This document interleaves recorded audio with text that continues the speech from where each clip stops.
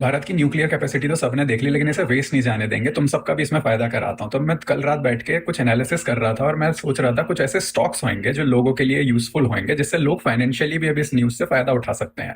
तो थोड़ा सा इस प्रोग्राम के बारे में जानते हैं कि क्या है। तो ये 3 स्टेजेस जो होते हैं न्यूक्लियर के, उसमें सबसे पहले स्टेज में 22 रिएक्टर्स डिप्लॉय करे थे भारत ने, जिनसे इलेक्ट्रिसिटी और प्लूटोनियम बनता था। सेकंड स्टेजर्स जो है वो फास्ट ब्रीडर्स हैं।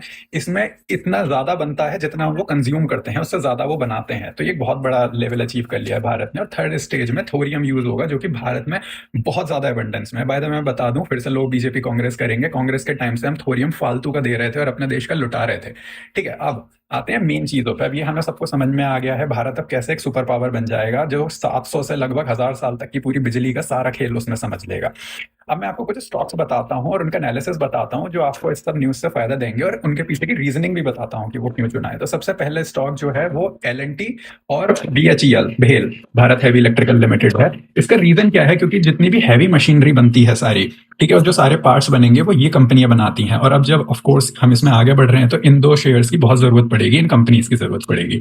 दूसरा है आपका भारत इलेक्ट्रॉनिक्स और डेटा पैटर्न। अब क्या होता है, आप ये समझो कि जब इन सब के लिए आपको इलेक्ट्रॉनिक्स और ब्रेन, जो कि सारे पार्ट्स हैं, जो सारी चिप्स हैं, वो सब भी चाहिए होंगी, वो ये दो कंपनियां हैं जो बहुत अच्छे से मैनेज करती हैं, और इसलिए इनके स्टॉक्स जो है वो बढ़ने की बहुत संभावना है।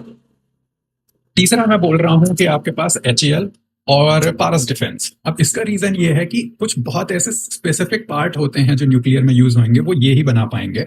और सिक्योरिटी ग्रेड इंजीनियरिंग चाहिए होगी इसमें, ठीक है, वो ये दो कंपनियां प्रोड्यूस करेंगी, इसलिए ये स्टॉक्स बहुत भागेंगे। और फिर लास्ट में जो आता है वो एमटार टेक्नोलॉजी, क्योंकि न्यूक्लियर के बहुत प्रिसीजन पार्ट्स चाहिए होते हैं, जो बहुत सारी आपकी हैवी मशीनरी बन गई, बहुत सारी आपकी कुछ ऐसे पार्ट्स बन गए जो अलग अलग चाहिए, लेकिन कुछ होते हैं बहुत स्पेसिफिक और बहुत प्रिसीजन पार्ट, जो कि एमटार बताता है। तो इसलिए मैं ये बोल रहा हूँ कि ये स्टॉक्स जो हैं ये आपको लॉन्ग रन में, अब शॉर्ट टर्म में मैं इसमें कुछ नहीं कह सकता, क्योंकि मार्केट मैनिपुलेट होता रहता है, बहुत आप जानते हो, सीज फायर हो गया, ये हो गया, वॉर हो गया। लेकिन लॉन्ग टर्म में हम 100% श्योर ये स्टॉक जो है ये आपको बहुत बड़ा फायदा देंगे। तो इस वीडियो को देखने के लिए बहुत बहुत धन्यवाद। जय हिंद, जय भारत।